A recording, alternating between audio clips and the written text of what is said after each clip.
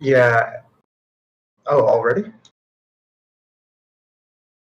God dang, I was just spoiling everything then.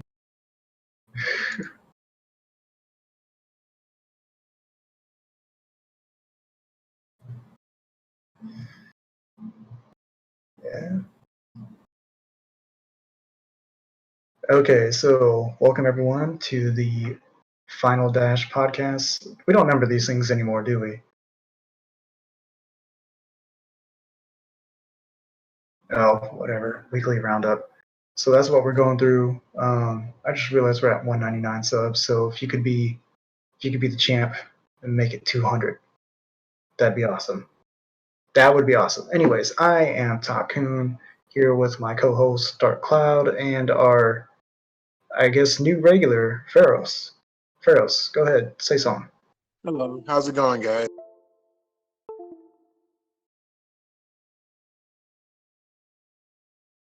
No, I guess we should have done that first.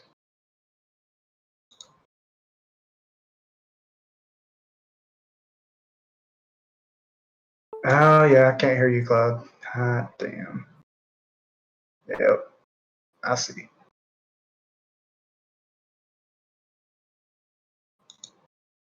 So we'll wait for you to get up to speed.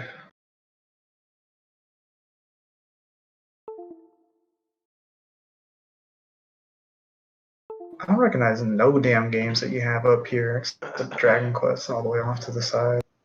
Yo, yo, yo. All right. Now let's test me. All right. Let's go live.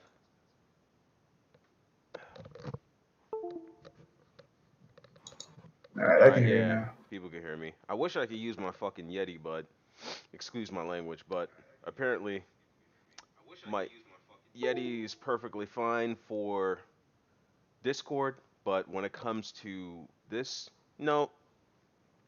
I don't know, man. That's weird. Just when you use OBS. I kind of wish OBS was just dead and just like they brought back like Hangout. Like with Hangout, it was just so much easier. Everything worked. It was just, man, Good times, good times. good times. All right, people, Hey, what's up? Welcome to Final Dash podcast channel. This is weekly roundup. We're basically just catching up on everything. The week before the last week, I was out on my birthday, chilling with the fam. Hey, Yep, and then I was in San Diego dealing with work stuff. Um, Quarter was up and had to deal with a whole bunch of numbers and planning and all that jazz. Um, a lot has happened. A lot has happened in a while now. And as Taku basically said, welcome everyone. We got Pharos and Tacos. Pharos is part of the family now. He's a regular. And my co-host Takun. Now, before we get started, what are you all playing? Starting out with Pharos. hey, I'm mostly playing a little bit of Smash. Started playing that again. I still suck. And I'm also playing Warframe. there we Surprisingly, go. it came out of nowhere. Just Warframe. So those are the two I've been focused on the most. I would say. Mm, okay. Hmm. I've been meaning to get into Warframe, but too many games, too many games. I have been playing Dragon Quest 11 on Switch, and then I've been playing some, what do you call it? Wow, I'm drawing a blank here. Yeah, Witcher. Let me check. Okay, word. Let's see, I've been playing Monster Hunter World Iceborne on the Switch Ring Fit. It was kind of like going back and forth between Ring Fit and Dragon Quest, but I think Ring Fit is taking more of my time, especially since I want to do a video on that here in the near future. And then slowly chipping away at the Heart Gold replay, just taking my time with it, no rush.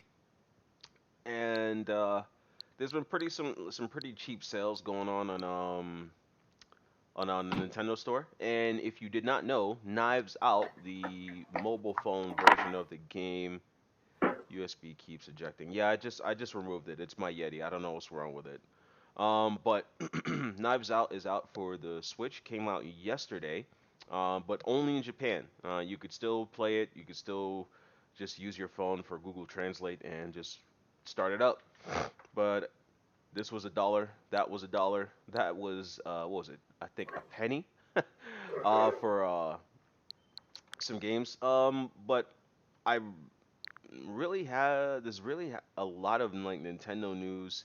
And then there's been some Death Stranding news. A bunch of stuff has been going on for a while now for gaming news media. Um, Yeah, we haven't done this for a while, and it's like a lot of the news is kind of like just smaller little tidbits, but it just ticked up pretty quick. mhm, mhm. Um, has anything happened recently for you guys when it comes to like I don't know like outside of the Switch world? Because as much as it is a negative topic, I am actually excited to play Death Stranding, and I got the collector's edition coming. I have to have that jar baby. Um, No, of which course. is which you know what's funny? What we talked about earlier, and now I'm getting a jar baby. That's that's Oh, that's that's fucked up, not. man. It is right.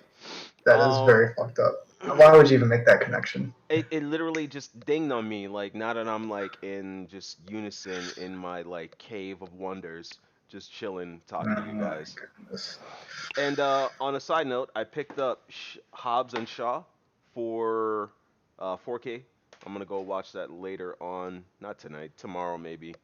I am coming down with the cold. Head just feels stuffy, nose feel congested. I sound like the old DC from when I first started YouTube. But that's not stopping us from doing this, delivering this roundup for you. Yeah, and starting off with some. Oh yeah, real quick. Anything outside of Nintendo have you guys been talking about? You guys want to touch on this Death Stranding thing real quick because we do have fans in here that don't only just play Nintendo, and then Of you know. course. I'll let Fearless start. Oh wow, I'm honored. No, I have nothing. Sorry. Literally Are nothing. you getting Are you getting I've Death been Stranding? what I would talk about is kind of it's kind of like how do you say unimportant. Like I've been playing Final Fantasy 14, but no one cares about that. I've been playing WoW. No one cares about that either. So I yeah, play that's all 14 I as really well. have to. That's all I really have to add. I mean, well, WoW's getting that new expansion, BlizzCon going on. We can talk about BlizzCon later if you want, but I mean, a lot of stuff. They basically brought out all the big guns just to kind of offset some of the negative PR they've been getting. But for Death Stranding, I think I've said it before on here. It's like I had zero interest since the beginning, and nothing has changed that. And then seeing it come out and get all these reviewers saying, "Oh, the gameplay is boring, repetitive, this and that," 10 out of 10. It's just I it think is I think that's wild. I think that's dangerous for gaming. Um, what It is. it, What kind of message are you sending? Because there's a bunch of other reviews. I can't think of specific ones from the top of my head, but like you read the review and it's like nothing but praise, and then the game will get like a 7 or an 8, and you're like, how did that happen? mhm. And this is that and the opposite. So it's dumb. But yeah, for me, like I said earlier, Monster Hunter World Iceborne. I was going through trying to look up some new mixed armor sets to build, and then the new events are coming out tomorrow. The Resident Evil crossover, so you'll be able to craft some Leon Kennedy armor, and I I forget don't know which how I female feel it about is, but that. yeah. I don't know how I I feel mean, it's about all that. Capcom. They've already gone I Street get Fighter, it, Mega but this Man. Yeah, is like I can get Mega Man, right? It's like nostalgic, but like you're in a medieval time and you're literally using swords, crossbows, katanas to fight dragons and well, they shit and have things like the that, light but bow gun, the heavy bow but gun. but you're gonna dress like a cop from the what is it, the 1990s? I don't know, Yeah, man. basically. I mean, I get it, But it's a video game. Monster Hunter's not afraid to throw in any collab. Like we've seen crazier ones in the past, so it's fine. That's true. On the other hand, I feel that Death Stranding is dangerous to gaming, because of the way it's being reviewed and the way that these reviewers are so afraid to give this game the score it kind of deserves because they Mhm. don't want to get because IGN was literally roasted by their fans, like roasted. They were attacked. They were drugged on the streets, like back in the day, like drug on the streets. And a lot of review sites have been afraid to give this game the review scores that it deserves. Again, I don't know. I haven't played the game, but when you read stuff like you said earlier, like this game is boring. It takes 10 hours, 10 to 15 hours before it gets good. There, you literally are a delivery person. Um, and it is tedious, countless fetch quests, and not that much human interaction in the game. 10 out of 10. You can't name any game that I know, or you can't name any game within the last 10 years that have those type of like wording and get a 10 out of 10. Um, Final Fantasy 13, but I think it came out more than 10 years ago. I don't think it got 10 out of 10 for that. Final Fantasy It, 13. it got a lot. It got a lot of scores that were definitely more than what it deserved, and especially since, like you said, Death Stranding reviews are like, oh, 10 hours, and then like starts getting good. Well, Mhm. freaking 13 took like 20 hours, and it's just like, bro, I could beat like 2 or 3 games in that time frame that are like good from the start. Did anybody get what's it called? Did anybody get Call of Duty Modern Warfare? Nah. I did. Tell us about it. I did not pick it up. Oh, okay. Well, I picked it up on PC, and it is a tour de force on PC. So if you haven't, you have the option to get it on PC. Get it on PC. It's it's a return to form. Like I'm not gonna sit here and pretend I'm like a hardcore Call of Duty fan. I'm actually far from it. I am casual at best, and for example, I like Call of Duties for the story, for the campaigns, and that's it. And yeah, the campaign is very grounded in realism, very just relatable, you know. And I really enjoy the directing. It's quite impactful. Like for example, if you ever like a there's moments that literally have you like gasping because I don't want to ruin these story plots, because it's something you would see in TV or something you would hear about, and just seeing it and almost being there is surreal.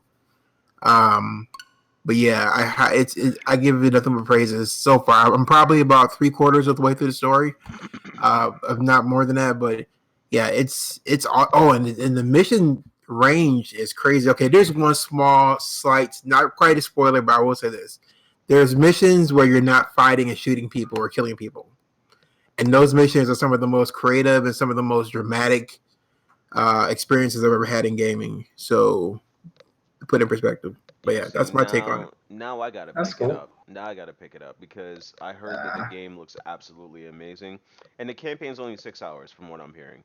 Um, and I heard there's like they go a little gory. I remember IGN was saying that the game is too realistic. It's painfully realistic. And it shouldn't be like that in a video game. I don't understand what they expect with gaming going on to next generation. These games are literally going to be like straight mocap suits throughout the rest of the game. Like unless it's like Nintendo doing Nintendo. Um, but I'm gonna have to pick it up now. Um, on other yeah, still news, not sold. Glad you're enjoying it though. I heard it sold like $600 million within 24 hours. I mean, that's standard for Call of Duty, isn't it? That's a lot of money. Well, actually, no. I think before it would be like 500 million. Okay, Hmm. yeah, so that's good, even by Call of Duty standards. Take it back. Yep. And Switch have sold 41.6 million units worldwide since March 2017.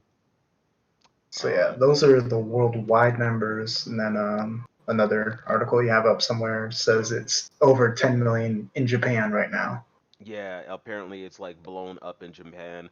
I mean, and then if you look at this, like software sales. So check this out. If you look at the difference between the 3DS software sales, the 3DS sold 378.2 million units of software. Switch hasn't even been out on the same lifespan of the 3DS, and it sold 246.1 million software sales. That means people are Yeah, literally, attach rate's crazy. yeah, yeah. The attach rate is crazy. I don't know why the 3DS is in here, but apparently, with another 3.5 million is the target. Yeah, man, it's selling well, and it's going to sell even better when Pokemon comes out. Yeah, that's the thing. We're seeing this beautiful loop of the hardware pushes software, or developers to make software, and the software pushes the hardware. But it's the total opposite of what we saw with the Wii U. And also, one more thing before we start passing around our thoughts is one of those articles somewhere is like a list of the best selling Switch games right now and like their sales numbers. So if you want to bring that up, or if you're a bit busy, we can just talk about the hardware sales. That's fine. Protein style. No onions. Sorry about that, guys. Yes, yeah, I can have the sauce. All right. I missed the last part of that, man. I apologies. That was very disrespectful to the podcast. What was it you were saying you wanted to bring up or touch on? Well, just because it all relates to each other, so we have these hardware sales that we're looking at here, but there's also another the best-selling software on the Switch and like how much those have sold as well. Mm. So I feel like it all just ties in together. It's all sales numbers. You said there's like specific games that have sold. Did you send a link for that? Yeah, yeah. Gosh, I sent so many damn links. Yes, you Let did. me pull that up real quick. In the meanwhile, And Pharaohs, would you like to talk about you know, how you feel about these Switch sales, bro? Yeah, go Switch. Oh Team my, Switch here all the way. oh my God. Anyways, Switch has sold over 10 million units in Japan. This isn't like anything surprising. Japan just likes to play games on the go, man. yeah, but if you think about the size of the market in Japan versus the US, it's insane how close the hardware numbers are. Yeah. Yeah, I just resent the link again here in the All Discord, so right, we'll pull that up right quick. you can Hey. see like the ridiculous numbers that the software is doing. So, top Nintendo product titles. So they have it broken down to this Full year. year and then just all time. Dude, this year is 15. What? Smash came out this year or last year? Smash came out December last year. Dude, 15.71 million? Yep. And then Mario Kart, another 19 million? Wait. They No, said that's the lifetime sales of Mario Kart. okay, all right. See, they messed that up because this says this fiscal year. And then they have top selling. So Mario Kart Deluxe did not come out this year. So It didn't, but it's still in the top selling for this year. okay. So top selling Switch overall, Splatoon 9 million. Let's go from the top. Mario Kart 19 million. Mario Yep. Odyssey 15 million. Smash Bros 15 million. Breath of the Wild 14 million. I would have expected that to be about 20 by now. Pokemon Let's Go Eevee should be at 20 million to be honest. I said it was going to be, so they need to step that I up. mean, it's not like a real Pokemon game Doesn't though. matter. Doesn't matter. It's got that Pokemon stink behind it. Splatoon 9.2 million. Mario Party. People who actually bought that. My kids didn't even play it. Gosh, I So did not invest in 7.5 Mario million. Party. Super Mario people bought that for full retail price. Somebody should hit them. 4.5 million and Super Mario Maker. I would have thought that that would be up there. I 3.9. am I am very sad to see that Super Mario Maker sold less than Super Mario Bros. U Deluxe, but Mm-hmm. Super Mario Maker 2 did come out later, so I mean we should give it time, but that hurts. And then Legend of Zelda: Link's Awakening, 3.1 million. Now, I'm a little That's wild because that just came out like 2 months ago. yeah, but that's what I'm gonna bring up. I'm a little disturbed by this because, you know, the Heel Truth Live Baron, and some of the Nintendo guys was literally saying that Astral Chain is going to be Game of the Year. It is selling like hotcakes, but it's not on the top selling list. As a matter of fact, I don't think anyone has any sales numbers to this game, which is crazy to me because I'm wondering where it's at. Hey, Ooh, Dark. that is Yeah, a good question. Okay, total off the topic question. Is that Bruno Mars working at Best Buy Bruno on your Mars. screen? Like, scroll down. Oh, he wants to see the ad. Is that Bruno Mars working at Best Buy? Nah, man. That is a girl, sir.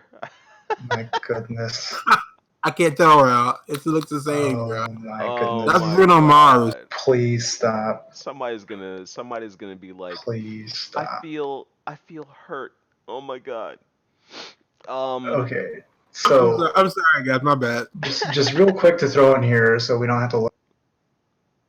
Super Smash Bros. Ultimate is now the best selling fighting game of all time. Did I say that already? I feel like I said that already. if you did, I kind of like we didn't really hear it. But No, it's fine. But yeah, so like the Switch, the hardware, the software, it's all doing numbers. I'm really happy to see Fire Emblem Three Houses in the mhm. top selling titles of this year.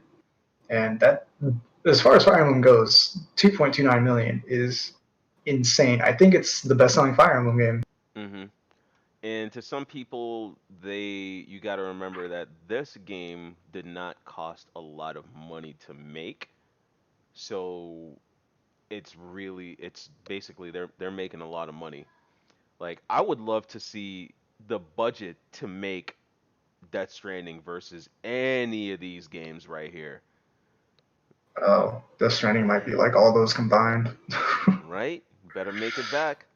Um, but yeah, But best yeah, something to keep fighting. in mind for Fire Emblem is like they would consider back in the day like a few 100,000 to be like successful, and then now it's up in like the millions. It's wild. Bruno, the Best Buy girl, kind of related. That's Oh messed. That my goodness. somebody agrees with you. See, I told you. Somebody's got some explaining to do. Yeah. So Nintendo president says that there will be more 3DS franchise available on Switch. I don't know what that means.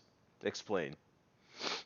So like they either want to kind of port or remake some of those 3DS franchises on Switch, like that Kid Icarus Uprising, which I feel like was slept on and was really good, but the controls were awkward.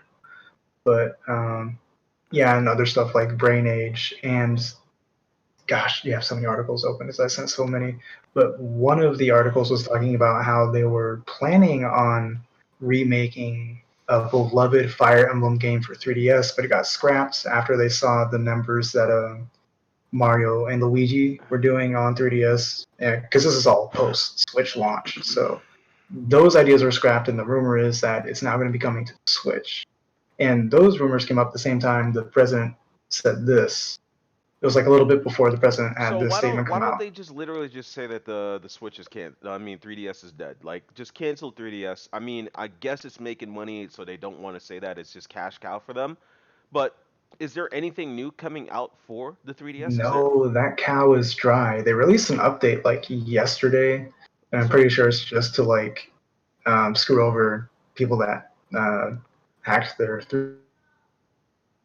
okay, people that's hacking their 3DS, okay, that's fine. But there's But a just let l- it die. I'm trying to really think like 3DS esque. What would I want? What would I want? Well, Can, let me pop this Pharaohs, can bad you boy think of open. any 3DS game that you would want to be remade for the Switch?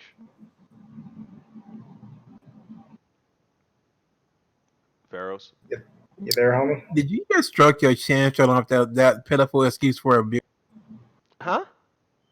Did you just stroke your chin on camera? Ferris, we need you to focus, man. Sorry, it's late. To be fair, guys, so you know, they said this podcast was happening tomorrow. I was totally unprepared, so forgive my lack of professionalism. But no, you guys are kind of breezing over some of the topics. We didn't get a chance to really talk about the Super Smash Brothers taking over #1, being the Oh, best go fighting for game. it. Go for Yeah, it. go for it. Go Uh, for it, man. well, no, I just wanted to say that again, this is gonna be. I'm going to go down in history as the most hated person right now. So I apologize to anyone who's listening, but Smash is overrated. I personally Oh my don't see it. goodness. Hey, I man, don't get. I'm nobody sorry. stabbed I know. me. I Nobody said you stabbed wouldn't me. like it. I said you wouldn't like it. I'm not saying Smash is not good. Smash is a top tier quality game, AAA all the way. But do I think it's on the same level as say a true fighting game like Street Fighter Five? No. Even Mortal Kombat? Oh No. man. Okay. I see what you're saying, but at the same time, really, bro, like if we're comparing like out of the box content and quality, Street Fighter and Smash Bros are two And you completely know what? different things. Honestly, I'm not really going off out of the box. That's not really where I'm coming from. I'm just saying No. on a technical scale, I don't feel like they're on the same level. That's all I'm saying. Like I played both. I know I'm not hardcore. Like I'm not like a hardcore top tier player. I'm not like I want to be Shokio at at Smash Brothers. But yeah, I'm competent. I would say, you know, and playing all these games over the years, over decades of gameplay, it's just I don't feel like it's on that level. I feel like it's itching towards that level. But even the studio behind and the creator calling the game a party game because at the end of the day, it's still kind of a party game. So like I said, I don't see a party game being on the level in terms of like terms of skill as a technical fighter like Street Fighter Five. So I'm saying. I mean, it's just like, gosh, I don't want to get into this like long drawn out debate with you about like the I don't think fighting it's game that long. stuff, but like there's a lot of like texts and like just things exclusive to Smash Bros. Like no other fighting game is gonna have, and the freedom of movement that Smash Bros. Offers adds a wild dynamic to the way that fights are played Party out. game. Yeah, whatever. Well, we don't have time for this. We can move on. Uh-oh. I win, guys. Uh, Yeah, it sure. it can be seen as a strategic fighter and in a party game at the same time. It can be played It's a any which way you it's a want. strategic party game. That's one of the Oh things my that's like great god. about it. You can have 8 people, like all the items and some stupid stages, custom stages. I'll say Whereas like this: some of the That's party stuff. some of the best professionals, you can't, no matter how much you practice party style, you ain't gonna be able to beat them. that's facts. That's hitting game. Oh my Okay. goodness. All right. I see where you're We'll going move there. on. I see you're going there. Ferris brought his A game. He's a little tired, but he brought his A game. All right, everyone. I want you to get a last look at Pharaohs before he's banned from our podcast. That's right, guys. Just so you guys know, starting tomorrow my own podcast. You're all welcome. Oh my god. So question. What's up? What badass 3DS game could you see or would you like to see coming to the Switch? Kid Icarus, man. Nah, you know, I completely like I got that game, played the multiplayer with you guys and Ultra for a little bit. Then I was like, you know what? This sucks. It was just the controls, man. That's all it was. If you played it, if they made it for the Switch and they obviously like update the control scheme for like normal people, it's a dope game. I mean, if you say so. It was one of my favorite 3DS games of all time. I could say Bravery Default, but then again, that's not too far away. I can't. I don't know, man. I don't know. I would have to go through all of my three. Oh, you know what I'd love to see? A Sonic RPG. I remember they had one on 3DS, and I actually liked that game. It was like a Sonic RPG style That game. was That was. DS. Was Yeah, it Sonic DS? Chronicles, Dark Brotherhood. I could have swore there was one for the 3DS. Not that I Pretty know sure of. it's DS. Mm. Paper Mario Uh, or a Mario RPG game. I would love to see Capcom, I mean, Square and Nintendo do another, um, a Mario RPG like from the Seven Stars. you know, it'd be nice to see from the 3DS make its way over to the Switch. Mm. Virtual console. Yeah, that'd be nice. Or Pilot Wings. Yeah, I saw that. Yeah. Kid Icarus, I would love to see it. It would be a beautiful game. Speaking of beautiful games, so Luigi's Mansion came out for the 3D for the Switch, and apparently people are saying that it is the best looking Switch game on the Switch. And it's getting reviewed pretty well. I think it's got like I think an 88 or a 84 on Metacritic's. Mhm. But Yeah, some people I. are saying that it's super childish. It's designed for kids. People say that about every Nintendo game. Yeah, whatever. But I don't know if it's selling well. I haven't really seen anything about its charting, but it reviewed pretty well. So whatever. But people are saying that it's probably one of the most attractive looking games. I have not picked it up yet. Pharaohs, you are the guy that picks up everything. Have you picked it up yet? Yeah, I picked it up. It's a nice looking game. You know, for me, I'm not a graphics whore, so I'm not gonna sit here and just like lust over graphics about this game. But I have played it for like an hour tops. It hasn't really caught my attention or my interest yet. Um, I should I put it? Somebody compared it to a Pixar game, a Pixar movie or something like that. But I would say Mm. think one of those like crappy like CG kid movies, like run of the mill, like My Neighbor's Nephew's Dog, the animated movie. You know, it's something dumb and it looks like one of those. You're not making it sound too appealing, man.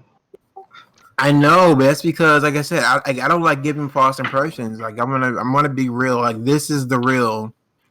I mean, no, I'm sorry. This isn't the real. This is our podcast. But anyways, my point is, I'm going to be honest with you guys. It's like I said, it's not really doing it for me. You know, I mean, maybe if it turned around again and put something on Skimpy and it was better, we'll see. But until then, I'll let you guys know. Uh, See, the problem with gamers like Pharaohs is you have to hook him within like the first 30 minutes. that Otherwise, means he's he probably will not sticking around. not. That means he will. But you know what though? That leads me to ask this then. It leads me to ask this. So there are a lot of games that take a long time for the game to get good or to be Yeah. more intriguing. Do you feel that these developers or, like these directors for these art games, do you think they need to stop doing that? Because it's to me, I want to be drawn in immediately. And I really shouldn't be saying that as a person that loves JRPG games because JRPG games don't really get amazing out of the gate. They take a while to get much better, to unlock better weapons and stuff like that. So, I mean, how do you guys feel about that?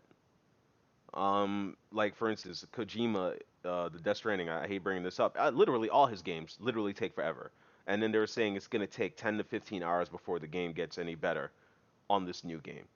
And from what I'm hearing, Luigi's Mansion starts off a little dry and takes a while before it takes about like 3 to 4 hours before it gets really good.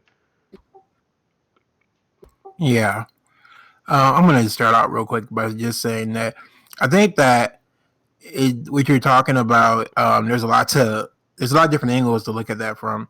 Like for example, for me personally as a gamer, I find that depending on the genre I'm playing, that the genre will dictate to me how fast or my patience for waiting for a game to build up, and also the pedigree behind it.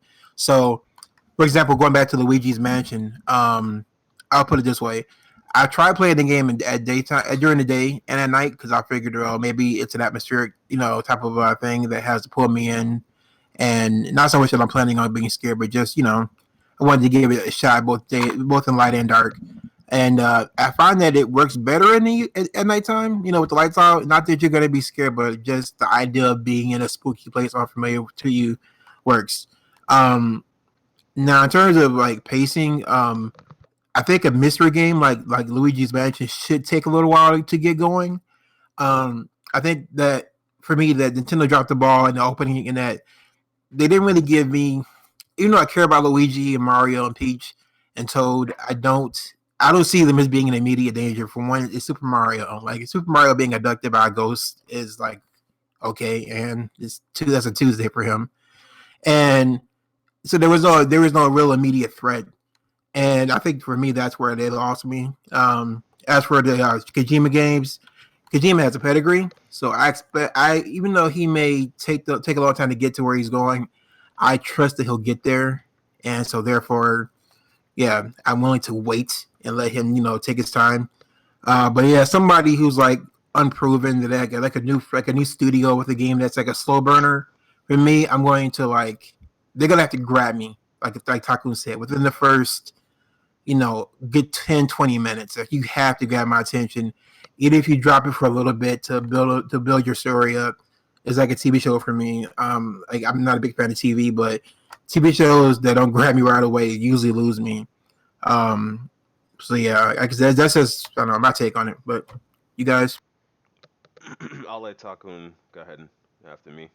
I mean, go ahead, Todd. Well, yeah, I think Pharaoh's covered quite a bit. There's a lot that the genre itself dictates, and it's like you said, if it's a mystery game, it's perfectly fine to have that like slow burn of a start.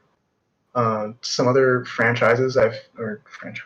some other genres I feel could do better if they had something that hooked you in early, like maybe some more pizzazz on like the combat, or maybe like I feel like an easy thing they could do is have some huge story hook right there at the start that really pulls you in.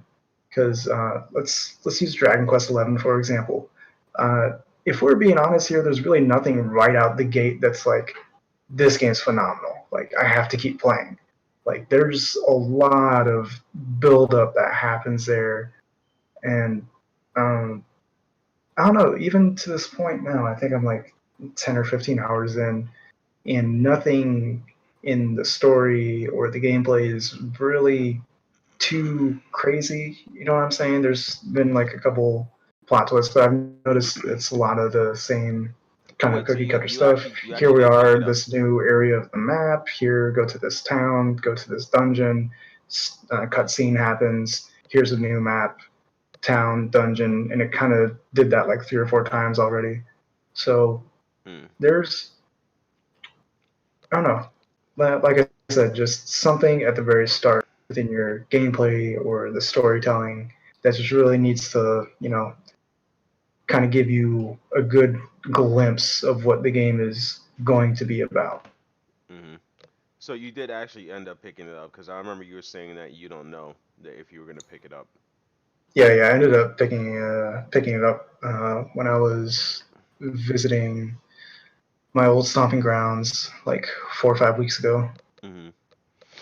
Okay. For me, I'll use a game like Dragon Quest XI. Because I've been playing Dragon Quest for decades now. I kind of know that Dragon Quest games are slow burn. The one thing that Dragon Quest does do is the story kind of lets you feel what's going to be led up. They've always been pretty good at that. They kind of have an idea where the story is going to lead up to, and you kind of want to see what happens. Um, but for me, it's just like what Pharaoh says. If a game if it's from a developer that I have no pedigree with, I have no idea, I've never played any of their games before. If this is their first game and it's like way more than a slow burn, like regardless of this is Kojima, and I'm sorry I keep bringing this up, but Death Stranding and Kojima Productions is a brand new studio. I could care less what he's done in the past. If anything, I think Konami was a needed asset to keep him in his place. Now that he's off engine, he does random weird things. But when it comes to just like games that take a long time to get started, I'm not a fan of that. Again, if it's like a Breath of the Wild or if it's like a what do you call it? Breath of Fire game or Final Fantasy, I already know where those games are going to lead up, and I understand how those games are going to end up, the story is going to develop because they've always had that pedigree. Even with their worst games, it always starts off slow and it gets really amazing. Um, Well, for another, comparison's sake, if we look at Breath of the Wild, right there at the very beginning, you kind of have that amnesia mystery start, and then you go out, and the very first thing that happens, you go out to the vista, and you see this giant, overworld view, hmm and then of course the immediate freedom to do almost whatever you want right out the gate. So that's the gameplay hook right there. And then going real quick to Dragon Quest, I want to make the comparison to like Tales of Vesperia, where right at the beginning there's that story hook where the thief steals the Blastia, and now you have to go and chase down the thief. And then the story kind of gradually expands from I'm just dealing with this one little problem concerning me and my peoples here into saving the entire damn world. So hmm hmm I just want to make those comparisons of like, good early hooks of both the gameplay and story. yeah, yeah. We're all kind of on the same page. But do you feel that giving someone that has a pedigree a slide because they have a pedigree is kind of like having a bias? Of course. I mean, I want to let me jump in real quick. So I want to touch back on something you said like a minute ago, Cloud. You said that being that this is his new studio, you're not gonna give him a slide because you felt that Konami kept him in grounded and in line, and that he needed that that fact check, that reality check. And I agree with you 100%. I am giving him a slight slide in that I have faith that he, as a storyteller, that he will get to where he wants to go if you give him the chance. But a perfect example of a producer getting a chance to just run wild with his imagination is the creator of Devil's Third for the Wii Mhm. U. Mhm. Uh, Oh my yeah, goodness. Tamanobu Itagaki, who's kind of a known rogue in the industry. He that was his dream baby, that game, and he made it. And I like for me, I didn't mind the game. Like, I'm not gonna say it was great or good, but it was playable. Um, but yeah, he had no one to check him in that game. Like that was all his brainchild. And like you said, Kojima's made a game about about being a courier and balancing boxes on your back and a baby in a bottle. So yeah. Am I concerned? Deeply. Am I worried? Yes. Am I getting the game? Already purchased. But yeah, we'll see. I think we should definitely come back and revisit this. Like do like a midnight release podcast or something around the release of this because this is something we're talking about. Yeah, for instance, this guy right here, Miyazaki, he is the creator of what is it, Dark Souls. When he was let off the hinge, as a matter of fact, when he created his game that he created was Dark Souls. His favorite game that he's ever created was Bloodborne. That's a step in the right direction. You know, like things that he loves. He makes the game for him, and it actually speaks to us. When it comes to Kojima, he's making his game, but it doesn't speak to a lot of people. Um, Apparently, it speaks to the reviewers with their 10 out of 10 boring gameplay. I tell Speaks he's to Norman Reedus and his love affair with the guy. yeah, I think I'm dead serious. I think that there people are afraid of like talking bad about him. He has more clout than nah. Who would you say would have more clout, Shigeru Miyamoto or Kojima? I think Miyamoto. Yeah, I say Miyamoto. Okay, okay. So, Unpopular opinion. I think Miyamoto is past his prime and is overrated what now. was the name of that robot game that Miyamoto was making that Oh, they Project Robot. yeah, and they gave him crap review for it. I don't think he has the same clout. Look at Kojima. This game, according to the reviewers, said this game is trash, but See, he the still thing is gave with it a 10 out of Miyamoto, 10. But they didn't like give him the same Miyamoto's type always of clout. trying weird shit though. I mean, not Kojima's like weird storytelling, but Miyamoto's like weird gameplay. With Miyamoto, it's either like a 10 or a 0. There's like no in between. Hmm. All right. Well, moving on to the anybody has anything they want to touch on this before we move on. So Wait, you for said Project Robo was his game, it was a Yeah. robot game that he made that got stomped by reviewers.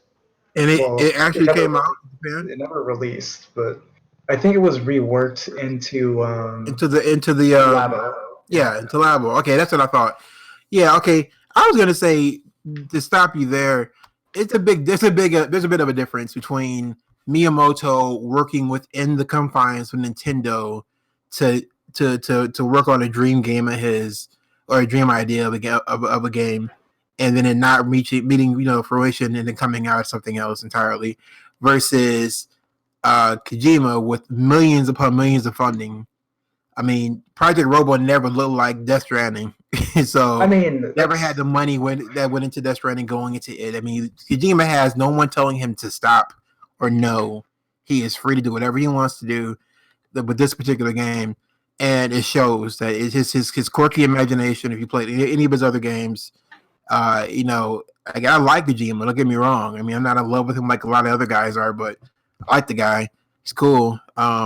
I wouldn't call him for a second date, but but yeah, I well, said like I said, him as a developer, I really respect him as and what he's been through. But like I said, it doesn't give him a free pass. But I am willing to give him, it's a little bit of a nudge. Yeah. to give Dark Cloud a better example, since Project Robo never came out, we can look at Star Fox Zero, which was headed by Miyamoto, and how that turned out. Okay. Once again, whose project? Who owns that? Who owns that property? It was this game. Was this game from Miyamoto Studio? I mean, it had his gameplay all over it, man. Gameplay is one thing, but having someone have total freedom and total. You're talking about freedom not only as a developer, producer. Miyamoto. Okay, Miyamoto. Last I checked, hasn't coded in years, right?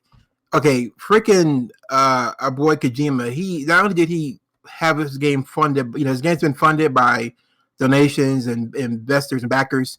His studio, he made his own. He made his own engine for this game, so he's not really helping. I think he might have some help from like side small projects like that did work. That I guess other engines that use physics based as who did that? They worked on Breath of the Wild. But anyways, my point is that he has no one telling him no. He has total control. I don't think you understand what that means. Total control.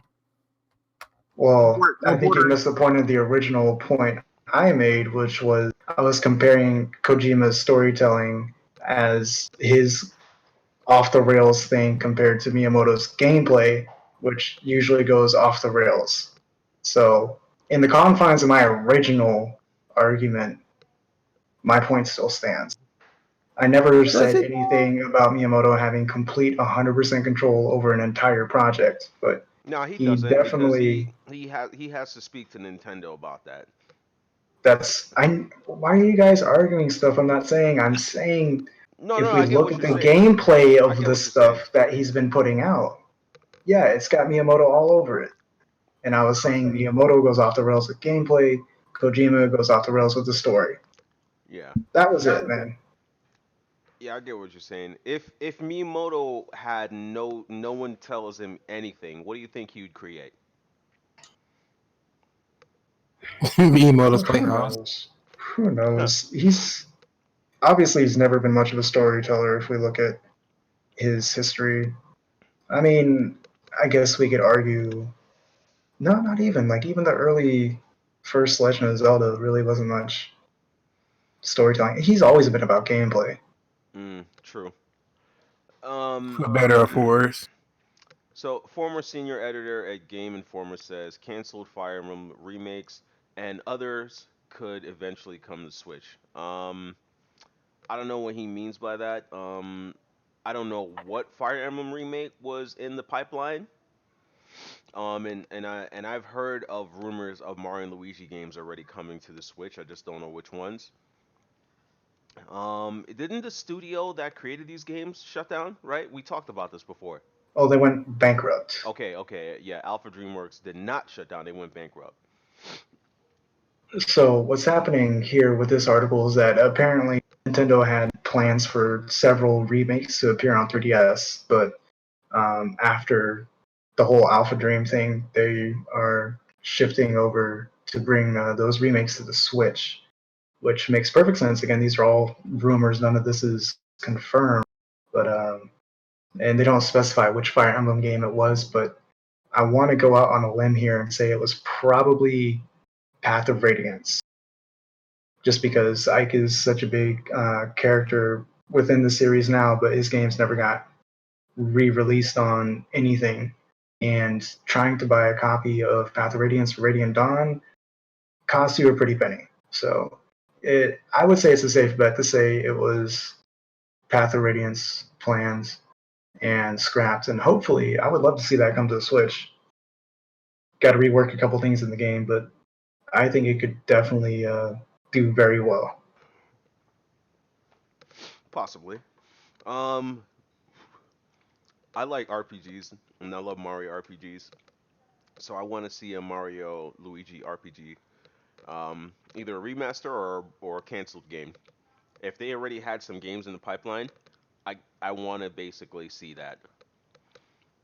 Fire Emblem games, I, there's only so many times of the year that I want to dump 100 hours into a game.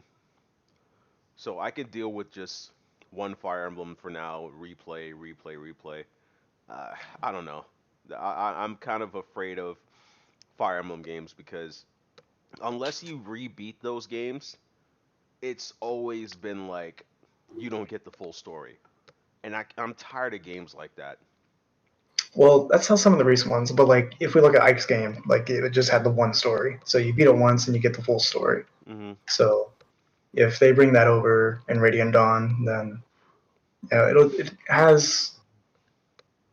I feel like there's some updates they can make to it that would be the best of like the old Fire Emblem and like kind of the new route they took with Three Houses.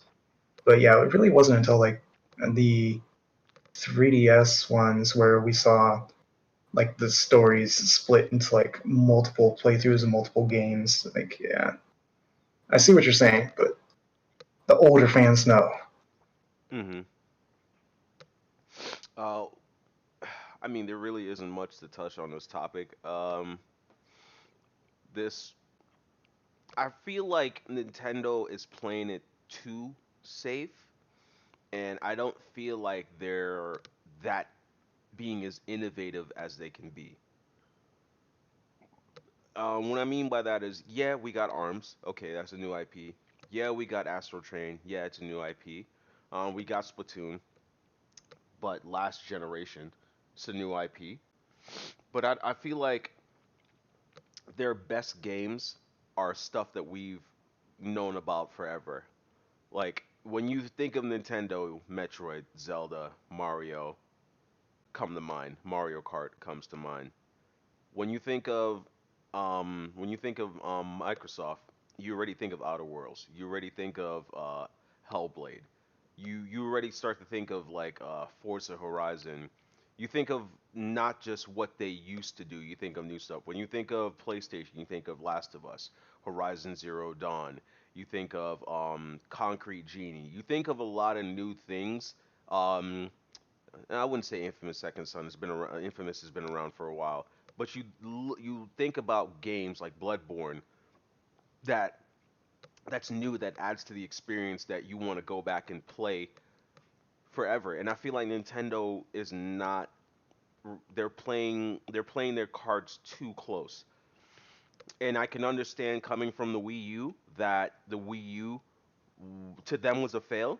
To us, we felt that they could have tried a little bit harder.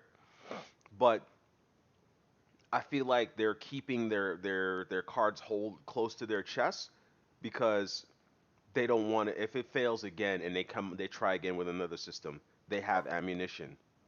But with the Switch being so successful, I think they need to come out and be like, okay, this is what we've been holding on to. This is what we haven't done in a while.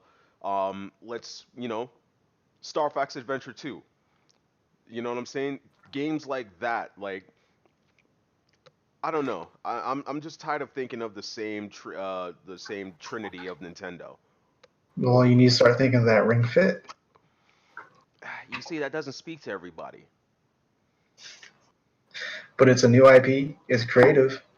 Yeah, but you know what? Hand that to my kids and see how fast it gets thrown away. Think about you when you were younger and the games that you played on Nintendo that still holds dear and heart to your name. Now ask my son that at 10 years old. Ask him that in the next 16 years. He's probably going to say the same things that we played on Nintendo. Mario, Zelda, I don't know, whatever else, Metroid and stuff like that. I feel like they're playing their cards a little too safe. And they have the talent. They have the talent. They have the people in the caves of Nintendo hood that they can release, but they're not. Where are the games like Mad World that came out of nowhere? Where are the games like what was the Platinum's name? first What was the game. name of that Wii game that was on the Wii where you basically used the nunchuck as like a flashlight? I didn't play that one. It was a pretty dope game. It was really cool. It was based on like a horror game, but it was like anime style. You know, What, when Fatal the, Frame? no, it was not Fatal Frame. It was something else. I actually have that game. I'd have to go through my collection. I don't know. Maybe I'm just not seeing like the new IPs that holds dear and heart to everybody's name. I don't know, Ferris. What do you feel about that? Um, I don't know. I had a question for you. This is kind of related to the topic. You mentioned your kids a second ago, and about games they're playing now versus when they're older. Do you think your kids are gonna play games when they get older, especially your boys when they get older, say like 20 years old? Because it just seems like the attention for gamers as they get older nowadays is starting to drift off. Like you have us who are getting older, but we're still holding on to our love of games. But I get talked to someone who's like only like say like 25 right now, and they won't play games at all, and see gaming as being this outside, bad taboo thing. It's depending on who you speak to. So I don't know. I just wonder if gaming has hit a stalemate. I know this isn't totally what you guys were talking about, but I just thought it was relevant to what you said a second ago, Cloud. Um, I will say this: if Fortnite dies, my son might stop gaming That's scary. because I tried to get him on Pokemon, not interested. I tried to get him on, I don't know, a Mario game, turns it off. Fortnite is his thing. My youngest boy, he may play Kirby, and then that's it. Back when I was younger, you put any game in front of me, I'm gonna beat that till it's dead. Like back, you think people are trophy hunters now? Go back to gaming when there weren't any trophies, and then add a trophy system back then. Kids back Exactly. then, kids Well, back it's a then could different beat landscape. everything. And If you think Yeah. about it now, like how multiplayer focused everything is and the social aspect of gaming, Mhm. your children are probably more likely to play games that like everyone else is playing, just to be part of the group. Mhm. Like my daughter, So she's only hooked mm, to Animal Crossing. Try to ask her to play anything else is boring to her. So yeah, I don't know, man. I don't unless I don't know, to be completely honest, where they will they end up. I mean, unless a Fortnite 2 comes out and it's good for another 5 years, I really don't know. I've tried like I don't want him to play Call of Duty because that's violent as hell. Um, I don't want him to play. He's played PUBG, but again, he's stuck to that same genre and that same social media type of things. My girls, Yeah, they're more into drawing and freaking Barbies. And my youngest is too tomboyish to play video games. She wants to get on a skateboard and fall. So I guess you could look at your kids, man. Yeah, I don't know. My son is hooked to Fortnite. Like when when you say like he plays too much games, it's just Fortnite. He's practicing the dances. He's watching the YouTube videos, and then he plays. Try to get him something else. I've gotten him not Luigi's Man. I've gotten him countless games on the Switch, and he just kind of like overlooks it. kind of scary. Uh huh. Yeah, Well, you I had a cousin visit. That was I think he's 8 years old now, but he was here. He was 7, right? And we tried to get him to play. You know, I have every game, right? So I tried to get him to play a smorgasbord of games. So I had him play Mario 3D and 2D, Sonic, like all the best games that have come out in the last couple of years. This kid thought that everything I gave him, with the exception of Fortnite, Call of Duty, and I think Gears of War, were for babies. I had to explain to him, "You're only 7 years old. You are a baby. Like, like, Exactly. like you should be playing with toys." Like, but he would only play Fortnite. At one point, I uninstalled Fortnite from my Switch.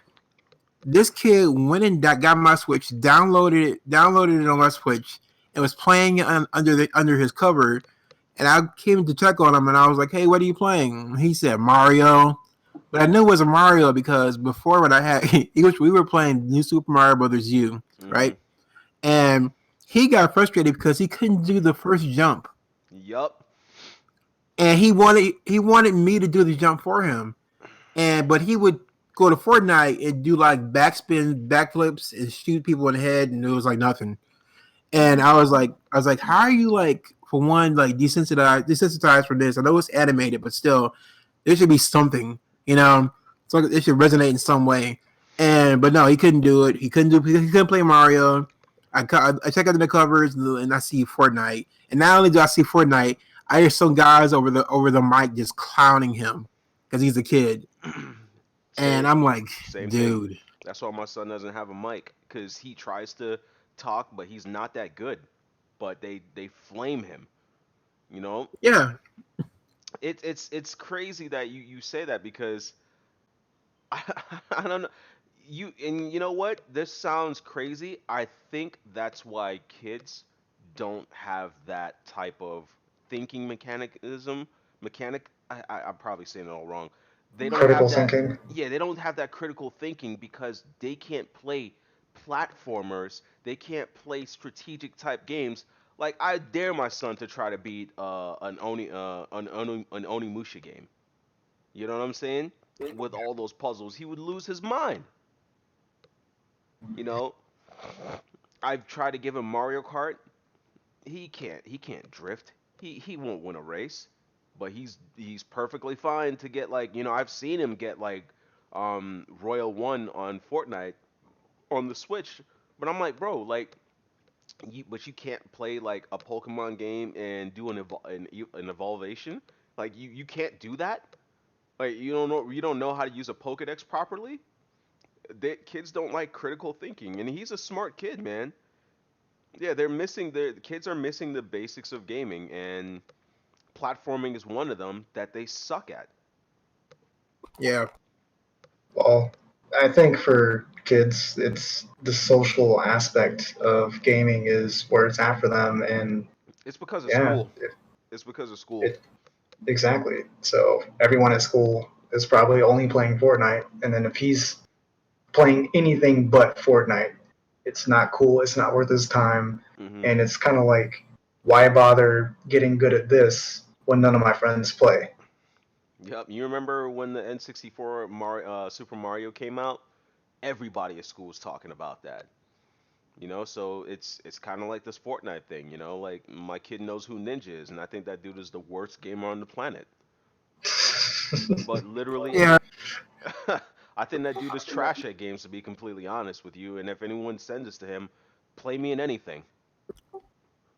Yeah, I mean, to me, I think honestly, it just scares me because as someone who's getting older, and God willing, I'm here the next 20, 30 years from now, I want to still be playing games, Hmm. and now that and not Fortnite, whatever year we're on, um, and it just scares me because companies look at this kind of thing and they say, well, crap, why are we wasting our time on this next Final Fantasy, this next Dragon Quest, this next Pokemon? Maybe we should make our own Fortnite.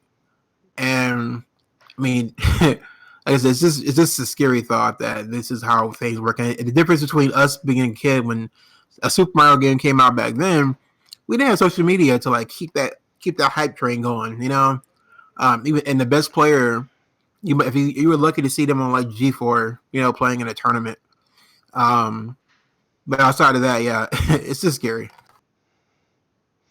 Mm. Yeah, single players for old people like us. Yep. Like I would love, and I think that's one of the reasons why I'm into like the type of books that I'm in, like the R.A. Sullivan, like the Dungeons and Dragons type stuff, is because I back then I was a Baldur's Gate, Champions of Norath, Freak of Nature, Neverwinter Nights. I'm like, yo, these stories Oh are my so god, that's my jam. awesome. I want to read books about this. I want to write a book like this. Wait, Nowadays, are there kids books is, about Neverwinter? oh yeah, dude. Oh, put me onto that. I got like 5 or 6 points on was that Audible Hmm. that I can use for that kind of. Like people like I mean, I don't know, man. Like you ask my son like what's his favorite book, he'll I don't know. I don't even know what he'll say. I think he'll say like Diary of a Wimpy Kid, man. Like it's I don't know, man. But I wish I hope for gaming to get better. But it's all about it's kind of like I was gonna say something earlier, but I think social media is a bad thing for gaming because so much things is in the limelight that doesn't need to be in the limelight. Like this Death Stranding game shouldn't be in the limelight. A lot of these things that being talked about shouldn't be in the limelight. Like PUBG was not that great of a game for Fortnite to go copy. I actually think that the original Fortnite game with the story aspects of it in multiplayer like Horde likes was good. But what happened? They copied this and they're making cash cow. Um, but moving on. What's it called? No More Heroes is on the Switch is only 40%, 30 to 40% complete. I think the game should have been way further than that. So with this being said, I'm thinking it's gonna come out 2021. Yeah, it's probably right. Yeah. Slated for 2020, I but you have like to keep in what mind is like they I like what Homeboy um said. He said, real quick, we're in a stage of fast food gaming. Oh yeah, that's what it was that I was gonna say. I think that there's too. We talked about this last time. There's just too many new games for people to stay hooked on anything for too long. mhm. And Like that's that's a yeah, problem. that's the problem. Yeah. For like a yeah, and it's hard to justify what we do like playing RPGs, single player games for like 80, 100 hours. It's really insanely hard to justify it when games come out so rapidly and the market is really leaning towards multiplayer games. Maybe even if the market isn't, the gaming companies are pushing it. Mhm. So if there's a new multiplayer game coming out and all your friends are playing it and you don't have it right there out the gate, it's probably already too late. Mhm. Like Call of Duty, new Call of Duty's out, and if I pick it up like next month or sometime in like January, I'm so behind. I'm Mhm. so behind right now. The game's been out for like what, a week, 2 weeks? I don't know. Yeah. Um. games don't stay around too long. And if you look at like the hardcore gamers like us to a degree, we clown people that play Call of Duty all year round. And they clown us for playing Final Fantasy 14 or an RPG to find every single piece of armor for 200 plus hours. It's so weird the way that we're so divided. Like back then, you were playing an RPG, you were playing a Mario game trying to have the fastest time, you were playing anything repeatedly over and over looking for the next thing. You were trying to beat Control with only one death. You know what I'm saying? It's not the same no more. It's divided. Today's society is the younger, is social media, and the old school are still stuck in their ways. But the only time we'll basically break is if it's like an MMO where you actually feel like you're doing something and there's still a story to it. Yeah, but Or No More Heroes, 40% complete, 30 to 40% complete. He said the script's done. Bigger than No More Heroes 1, same amount of side stuff to do.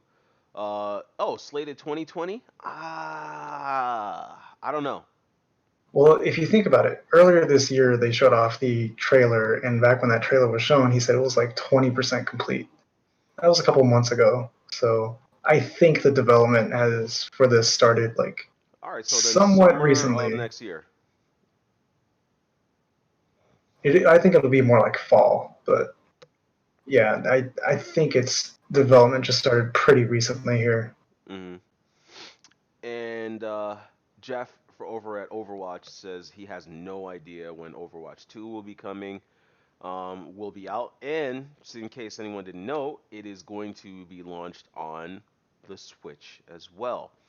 But you know what sucks about this announcement? There was no announcement for Diablo 4 on Switch. Yeah, that wasn't specified, or I'm not sure if that's even coming, but Overwatch 2 coming to Switch, and then I think this was kind of a premature reveal, like I said earlier, just because of all the drama they've had going on Hmm. with their department.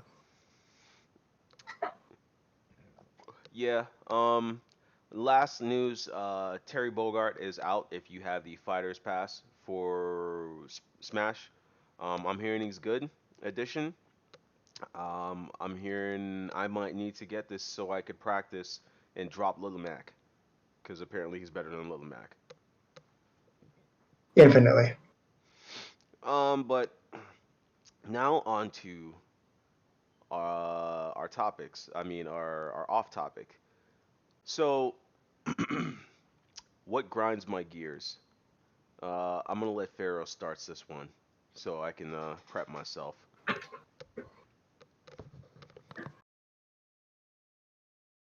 Yeah.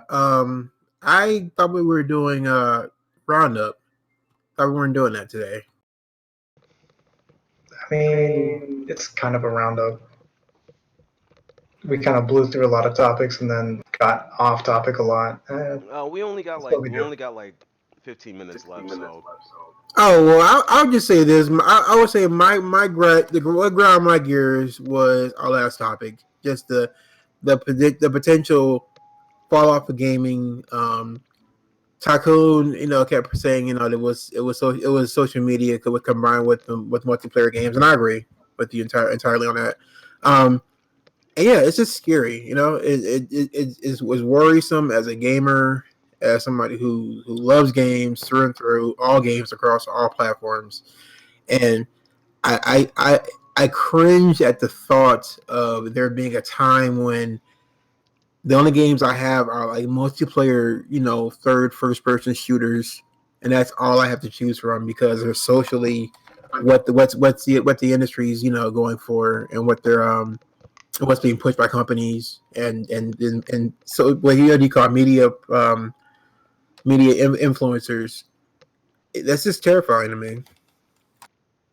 I agree with you on that. Because look at our racing games. I remember when your racing games weren't connected to the internet. Look at our RPGs. Like look at what happened to freaking BioWare. When you thought BioWare Oh man. couldn't fail, Look at what happened to BioWare. That whole studio's gone. Or And the next game that not they have, yet technically, but yeah, we'll yeah. see. And the next set of games that are major focused are our games with service. Yep. Like I, So it's like, mm, bro, like you charge $60. This is what grinds my gears. You charge $60 for a video game that I download, and then the same price for a physical copy, knowing that I know goddamn well that digital downloads have now passed physical copies. So you are making astronomically more on digital downloads because you don't what are you paying for? Download rights? And yet you are coming out with telling me I need to pay for this service, I need to pay to play online with PlayStation or Xbox, you know, and then on top of that, if then you're gonna literally say, oh, if you want this awesome gear, because everybody knows I'm obsessed with the color orange, and if there's like an orange gear that I think is badass, I'm gonna pay for it. So you telling me that you need that much more money out of me? And what is the excuse? Games cost more to make. Bullshit. Engines get cheaper as they go. Same as tech gets cheaper as they go. So these companies are getting greedy as hell and they're asking for way more money knowing that they're making more money. And then and for instance, like Gears. Gears, Microsoft. They're telling you to buy Game Pass online and then you get Game Pass Ultimate. They're saying that these companies are paid in upfront, and you pay $14 a month or you a dollar, but now their games are now being jeopardized by loot box like nobody's business. These gaming companies are getting greedy, and if it's because of the social media uh, lurk for more people to pay because they think which dad that doesn't have time to sit on the couch for 4 hours is gonna be like, you know what? I made money this week. Let me drop $100 on this so I can catch up with everybody. That is terrible gaming, and that's what grinds my gears. I think it's stupid. I think if a game is digital, it should cost cheap. It should be cheaper. If you know what I'm saying, they're making more money on digital downloads. Stop asking me for more money. Stop making my games have to be online, even if it's an offline game. yeah, I think we can all agree on that. What grinds my gears? I guess the main thing, and then it kind of leads to other things, is the uh, what do we call it? Clout chasing. People that are chasing trends in the game industry, and we see it all the time.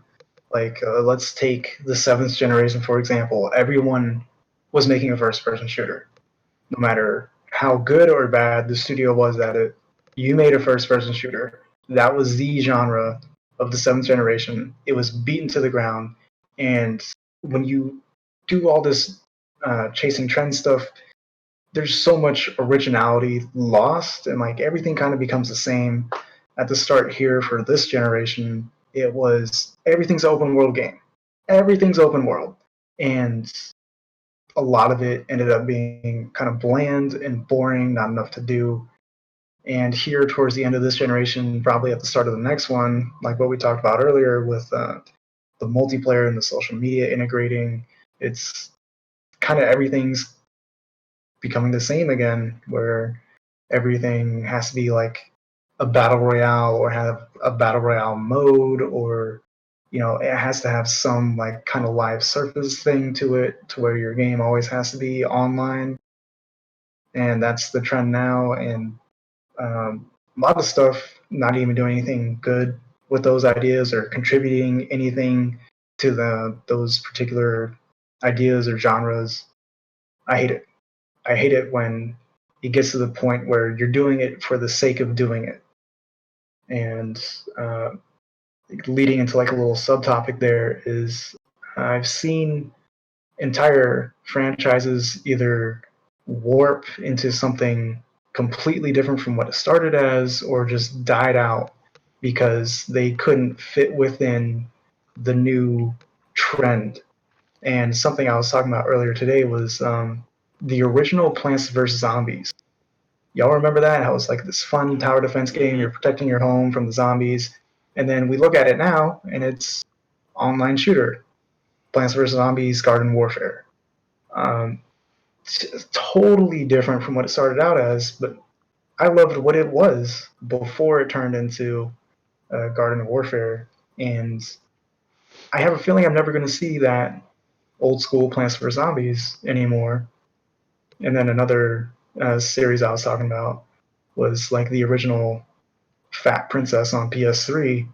That was a stupid fun game, and at the time, I don't actually, even to this day, I don't think I played anything like it. But yeah, it's just over time they had to morph that series into whatever the heck they thought would be successful, and it just kind of lost everything that made it fun and original. So Hey, that's really been grinding my gears as of recently. yeah, I definitely hear that. Um, that kind of, unless anyone has anything else to add, that kind of brings us to the end of weekly roundup. Um, Definitely agree with everything you're saying. Um, how do you think that everything going forward, especially with the way EA is, in Activision, where all games are kind of like focused towards multiplayer, how long do you think that this type of gaming is going to continue before we go on like a either gaming starts to slow down and just stops at a halt? I'll let Farrell start off on that one because I'm sorry. Rephrase the question one more time. Sorry. With the way that gaming is going right now, where everyone is kind of focused to try to add like online capabilities, having to be online. What is it like? What's the word I'm looking for? Battle royale type games. How long before you think those type of games kind of like burn out and then we go into a drought again? Because I feel like everyone is aiming for this. Because even the PlayStation's talking about they need to get into the multiplayer world. Okay. I would say, it's hard to tell with the gaming. In my own memory, I feel like, and this is based off I said feel. I feel like trends tend to last roughly about 12 to 15 years, which is a scary thought. Um, like for example, the first person shooter trend when that first kicked back up back during the it wasn't when it started, but it really kicked in the high gear around the 360 PS3 era, and has it's still there, but it's no longer like the only thing that matters. Um, and with this new genre, and then we had a drop for a while. Now we're here. I don't know if it because social media and people online tend to have a very short attention span. It probably won't go that long. People will see it as being old and lame pretty soon. So to answer your question, I think probably 5 years, which is long, but I think about 5 years total. Okay, because when did when did PUBG come out? So it was like 4 years ago. yeah, 3 4 years ago. Yeah, and if we look at like how everyone is trying for this, like if you look at like Anthem, everyone was excited for the game. Then it came out, it was trash, and then people dropped it. It's like literally dead. They added like expansions, nobody went back. Um, I don't know, man, and I feel like Sony is gonna try to do the same thing with Last of Us, which is why I think the Last of Us multiplayer is missing. Um, I don't know. I think I don't know. And then if you look at like Call of Duty, the last Call of Duty that just came out, it didn't even have a story. It was just multiplayer. I don't know. Well, they aim for a battle royale or instead of a multiplayer. Well, it was Blackout, right? Call of Duty Blackout. Yeah. Yeah. Well, well, that was the name of the mode. It was a Call of Duty Black Ops 3, but Blackout was the battle royale mode. Mhm. Uh, honestly, in my opinion, I think it's going to burst in about 2 or 3 years because this is a very dangerous game to play. Having all these live service and multiplayer games be out at the same time, it's basically every company is kind of putting all their eggs into one basket. And if we look at it, there's really only room for like anywhere from 2 to 5 at most of these games to actually be successful. Like you have your Fortnite, and then what's after that? I guess we could look at PC. We could say like League of Legends or whatever. But like, if you have these games that are so established already in this particular area, it's hard to come in with anything new and try to get people's eyes on you. Is In PUBG a even so sense, popular anymore? I don't think so. See? In a sense, we kind of saw it in the 360 PS3 days when the first person shooter genre was the only thing around. There was really only room for like Call of Duty and Battlefield, like pretty much any other shooter you can think of, like Gears of War, as well. But any other shooter was just immediately swept under the rug, forgotten about, like right after release. And we're going to see that again here. I think we're seeing it now already. So once people realize that this is a super high risk for probably not much reward considering the competition, and then yeah, I don't think it's going to last more than 2 years. I say 3 years tops Yeah. because it's so much time and money you have to spend to create a good multiplayer live service, Mhm. and then for you to not make that return almost immediately, you're going to have an Anthem situation. Yeah. Yeah, for me, I'm gonna say another 4.5 years. Um, or another 4 years, or probably less than that. Um, that's kind of it for the podcast. Really good topics for everyone. Thanks for everyone that came through. Before we go, I'm gonna let everyone shout out what they've been doing. We already did that. I'm a little tired. Where they're at. Obviously they're here, and if they're planning on doing anything, and if there's anything new that's gonna be coming up next week, that they may want to talk about. All right, so Takun, I'm gonna let you go start off because I think you have some stuff you want to announce that you're working on for the channel. At the moment, I'm gonna mess around with Ring Fit probably for another week or two before I give any reviews or opinions on that because I want to spend a lot of time consistently playing the game every day before I really jump into that. But that is coming.